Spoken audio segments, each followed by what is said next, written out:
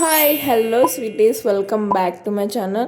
ఇవాళ ఎన్ని డేస్కి అయితే నేను వీడియో అప్లోడ్ చేస్తున్నాను. నేను వేరే పని మీద ఇంటికి వెళ్ళిన, ఇంకా అప్పుడే మా ఊర్లో అయితే జాతర పెట్టినారు. ఇంకా గమ్మున ఉంటామా, నేను నా చెల్లి మా కజిన్స్ అంతా కలిసి జాతరకి అయితే వెళ్ళినాము. ఫస్ట్ షాపింగ్ అయితే చూసుకున్నాము. షాపింగ్ లో అసలు ఏం కొనకూడదు అని చెప్పి నేను ఇయర్ రింగ్స్ అవంతా అయితే కొనుక్కున్నాము. ఇంకా జాతరలోకి ఎంటర్ అవ్వగానే మాకైతే అసలు ఏం తిరదామా వద్దా అని అనుకుంటున్నాము.